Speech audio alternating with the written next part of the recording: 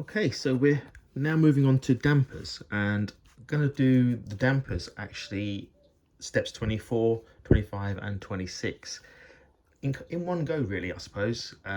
So here's step 24, and step 24 is you making 4 of the dampers, and this mainly involves setting up the actual damper cylinder with the O-rings and the shafts, which are the piston shafts. We have to make these up and make a decision on what we're going to use in terms of how we're going to set up soft, medium or hard. So we're going to do step 24. And we're also going to do step 25, which is the filling of the shock absorber cylinder with the actual shock oil. And again, you're going to use either the kit one, or you may have purchased some different shock oil to give you a softer or medium or hard, whichever you decide. And then we're going to do sort of step 26, where we're going to adjust the pre-tension on them using the spacers that you use for the cylinders, the springs, and then the end cap to build the actual shock absorber so it's all finished, and then attach it to the car, which is technically attaching to the car by pushing it into place on the ball ends that are already installed on the car. So we're kind of going to do 24, 25 and 26 all in one go. And I don't know if you can see this, but I've tried to put all the components laid out. Oh, I've slightly moved that one. There you go. All the components laid out on tissue. So you've got your various parts, which I'll now explain for you. So you do have your BD8s, and you've got 8 of these. So 2, 4, 6 and 8, as you can see. These are your E-clips, your 2mm E-clips. And again, a little note here is there aren't any spares in there. So this is what you got, so be careful when putting these on. You've got your BD6s, which are the piston rods. You've got 4 of those because you've got 4 pistons. You're making up 4 of them. Then you've got your little red O-rings, the 3mm O-rings. You've got your little red O-rings, that's those. And then this is where you make your choice. So on your piston, you can either make a choice of having 3 holes, 2 holes, or 1 hole. The drawing says use V9, which is the 2 hole, as a default. Then you've also got these pre-tensioners. So you've got a V4, V6 and V7s. So you've got thin, medium and thick. You've got your 4 springs. You've then got your Q parts. So you've got your Q1, which is this bottom piece. And then you've got your Q3, which is your barrel, which is your actual cylinder. And then later on, when you've actually filled the cylinder with the silicone oil, you've got the V2 part, which is the cap. Okay. You've also got the BD9, which is your like an oil seal, like a diaphragm, I suppose, as well. And then last but not least, you've got your V5s, which are this bottom section here. And then you've got your V1s, I believe. These are your bottom ones. They're the shorter of the set. So you can see here, this is how I lay them out. So you can do this all in one go and make your dampers. So show you how it's done. I'll show you one, and then I'll crack on with the other 3 because there's no point in repeating myself. So the first stage of this is take your piston, take one of your little O-rings, and if you can, place that onto the bottom area. There's like a slot ready for it, and then with your pliers, just gently squeeze it. Make sure you're keeping it, and you can hear that little click. And then you can just test it just to make sure it spins around in the actual recess that it's made. So there you go, that does spin around nicely. Okay, so that's the first part of putting that on. Okay, so now the second bit, we need to take our V9 part, place it on top of the piston, take our clip, position that the best we can, and then take our long nose pliers and just clip that into place. And you should hear it clip in. Okay, and then just test to make sure that it spins round, and just put your nail on there or something and see if it spins round. Yeah, it does.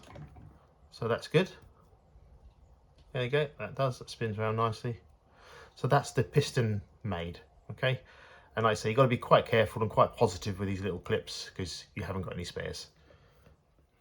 So the next step of this is we need to put a bit of silicone oil on the little O-rings and on the shafts, so that when you put this into your barrels, you're going to need to make sure that it's lubricated.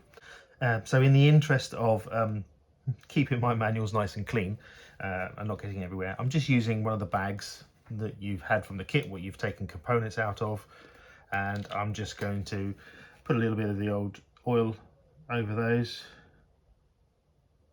and I'm just going to rub that oil in.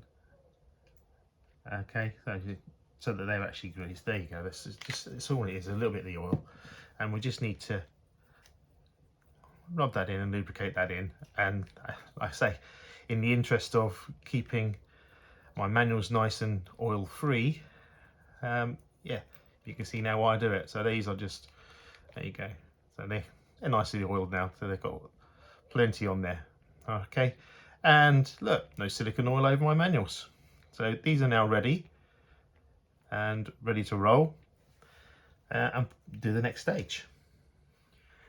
So again, the next part of the build here is we need to take our Q3 barrel, need to make sure there's no sort of burrs and things on them, and we need to pop 2 of these little O-rings into the bottom area, and they're nice and slippery. Hey, and we need to do that to all of them. So that's one of them, just put that there. There you go. That's 2. There you go. And you can see now why I put this on here and just do it this way, because it's easier to just do all 4 at once rather than individual. There you go. There you are. Okay, so now you've got that in place, you then take the Q1s, and you might need a little bit of paper towel just to wipe your fingers. You then take your Q1s and you pop your Q1s and screw them on. Don't screw them in too rough, because you're going to need to pop the pistons past the O-rings. So if you put them in too rough, you're going to have to undo them anyway. So that kind of, take your Q1s, there you are, and pop those in. There we are. All right, then you take your piston and you pop your piston past the hole. So you've got to locate the hole, pop it down and pull it through. Okay, so that's that. That's one again. Then take you another one, 2,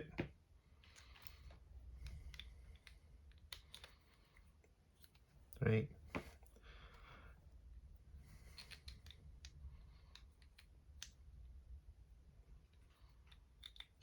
you go, 4. Again. So now the piston's been pushed through, you can tighten this up a little bit more. Okay. And then use a bit of paper towel just to get it, just wipe off any excess. 2.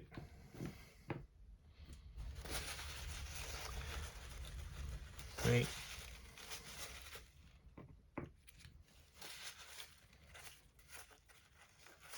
This is quite satisfying actually, putting the pistons and doing this. Nice. So there you go. So that's done.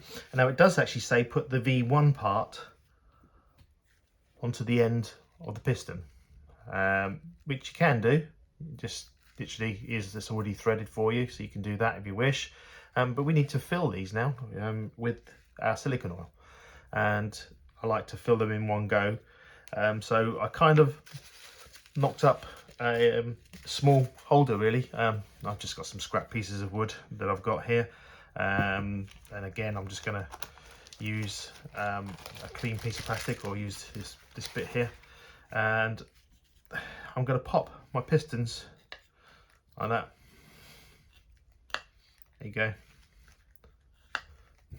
go. And I know you can buy holders, but I'm a bit thrifty. So yeah, had this knocking around, drilled a couple of holes, used a bit of hot glue, and made just made a little frame just for them to rest in. There you go. Now we've got to fill in with oil. Okay, so now we're on the next stage, and we've got to fill our cylinders with the oil, silicone oil. I'm using not the kit oil because I think that's going to be too hard, so I'm going for a softer weight. I'm still using the same V9 part, but with a softer oil, and we'll see how it goes. I can always change this at a later date. So I do mine slightly different to what the kit says. So I take back out the little piston that we had, okay, and I pop that on there. And what I do is I put my finger over the hole underneath, okay, so I've got that covered. I then fill this with a bit of oil, so it's almost at the top, okay. Then I take my piston again, and I pop that through, and I literally find the hole at the bottom, push it through, and then that way when you push the piston down through the oil, there's no air in the bottom. It just helps with that. And then do back up the V1 at the bottom. Okay, so now you've got that in there, and then I place that in there, and now what I will do is I'll top these up a little bit so they've got enough in them, and then I now will adjust them by moving the piston up and down, making sure there's no air, but I can do that in my own pleasure, as they say, making sure there's no air coming through. So that's how I do mine, fill them up. So next stage I do this is we need to take our piston, and I know I haven't put the V1 part on at the end at the moment. I've done that for a reason, because I'm not quite ready yet, because I want to use my holder, although I might adapt my holder to slot where the hole is so that I can put the V1 end and just slot it in. So I might try that later on, but for now it's as it is.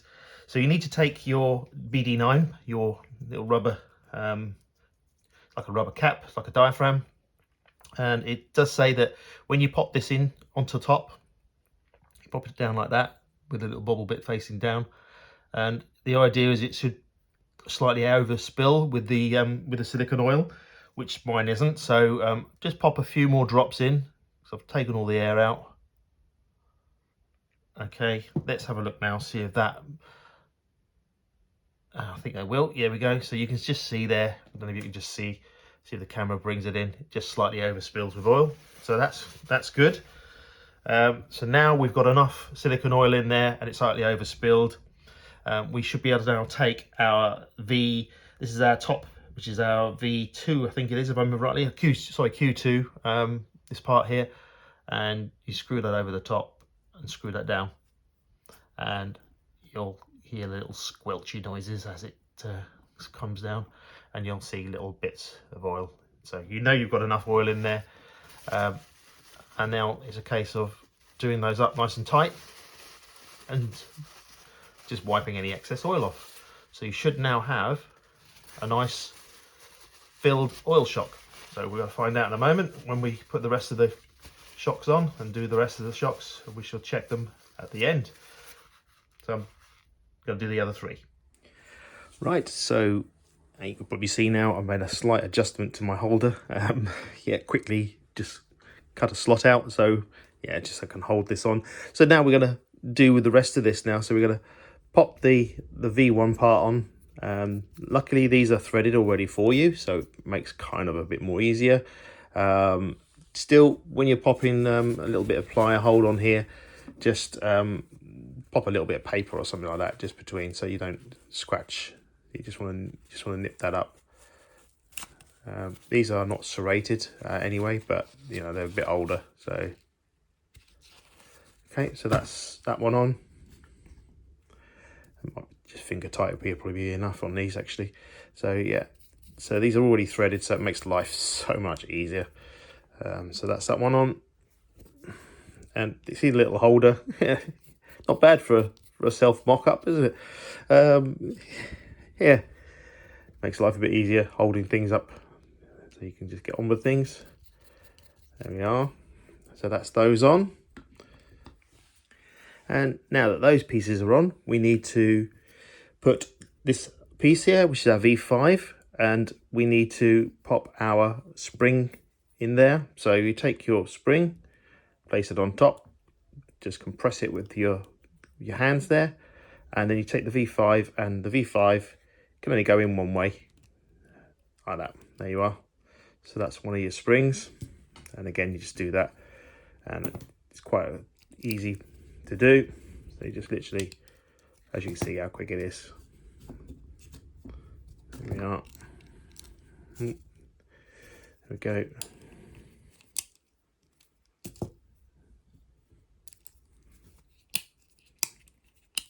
There we are. And the book says put the V6 in here. So yeah, we'll start off with a V6 one.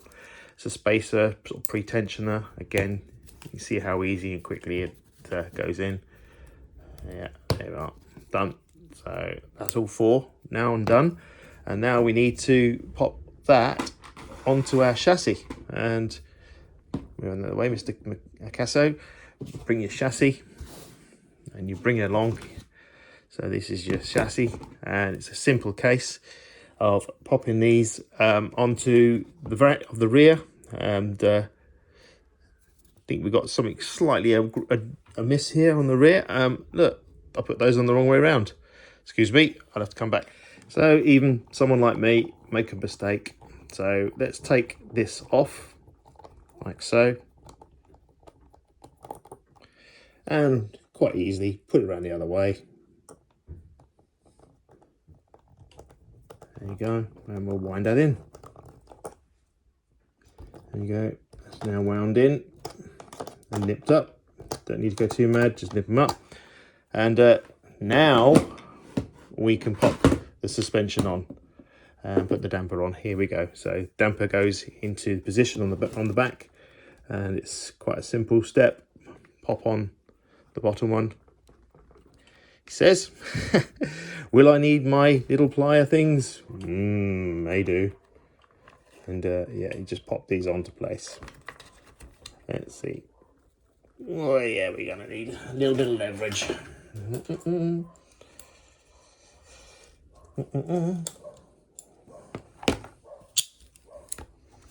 Let's have a look. Get these adjusted to the right gap.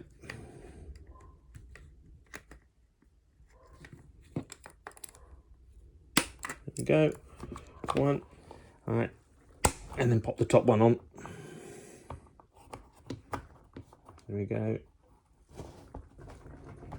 Cool. Go on. No, don't want to play ball.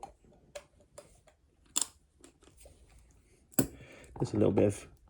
There you go. That one's on. And the same again for the front. Yeah. So here we are. We now need to pop on the suspension for the front of the car now. And much the same way as I did before, I'm just going to make life a bit easier for myself to grip these into place. These are normally just about big enough for most cars. There you go, pop that into there. Same again on the other side. Just going to pop that into, see if we can bring it into view. There we go, that's done. And the same again with the top one. One. Bring it around the other way so you can see.